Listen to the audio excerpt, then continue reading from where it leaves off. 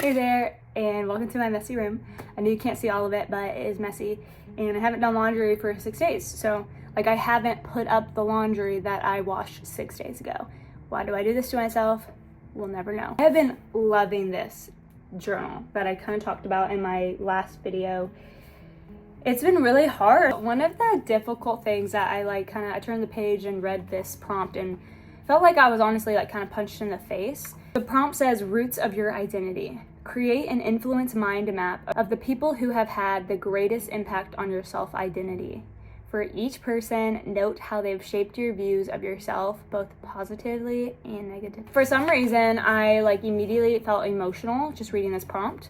So it has circles. So it basically has some circles and lines. I can't show you it because I wrote my deepest, darkest secrets in here. So I'm just kidding, but that's really vulnerable. So they have these circles and they have lines. So in the middle of all these circles, it says my self-identity influencer. And it points out to each circle. And in the circle, you put a name and how they shaped your identity negatively or positively. And I think the reason why I got emotional right off the bat is because I thought my parents immediately. Like it or not, our parents had probably the greatest influence on our lives. If they were absent parents, they probably still had the greatest influence on your life, which is kind of crazy. But I started to write down how they impacted my identity. It was just a really good exercise. I wrote some friends on there. I wrote some communities, I did put the church. I just wanted to share a little bit about what that prompt was because I thought it was really cool and something that everyone can do and something that might be helpful for you if you are trying to unfold your identity and if you're trying to design the life you want. I think a lot of us are not honest with ourselves, and with how today's society is and us being glued to our phones and living through a digital world, a lot of times it can be really easy to lose who we are, and it can be really easy to lose what we desire for ourselves. And we can unconsciously attach to someone else's life and someone else's desires and make that our own. And so it really takes some self-reflection, time alone with ourselves to truly understand, are we satisfied with our life? If I'm not living the life I want, do I know what I want? We out here, we're doing the work, okay? I hope you guys have a great day. Thanks for tuning in. Thanks for watching. Give me a like, give me a follow, give me a subscribe. I miss saying that. All right, bye. It's a beautiful sunny morning here in California. I am creating a 6-week program. Actually, I think I'm gonna make it 8 weeks program for myself, and it's called the Do It All Split Program.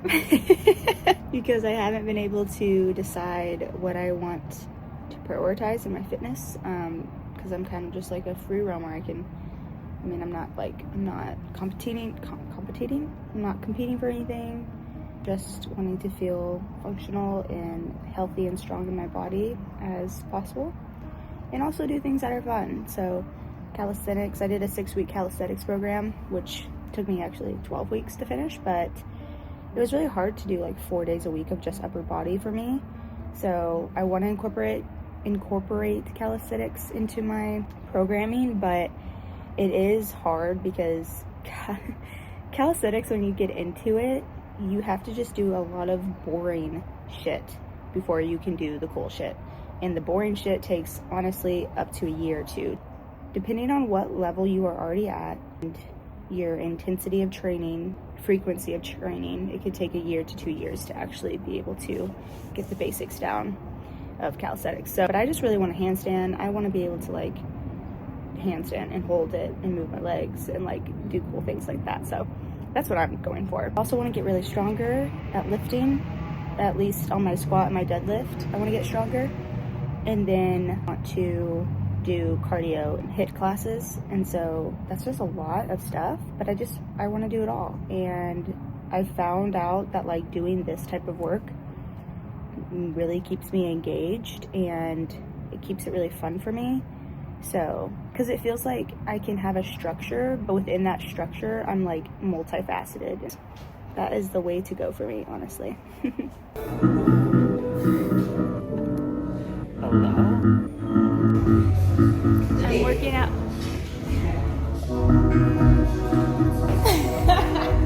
Powerlifting world record holder right here.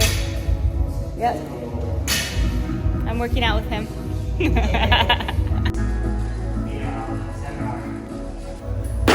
I'm going to actually warm up properly because the last weekend I tried to do deadlifts and I did not warm up properly, so.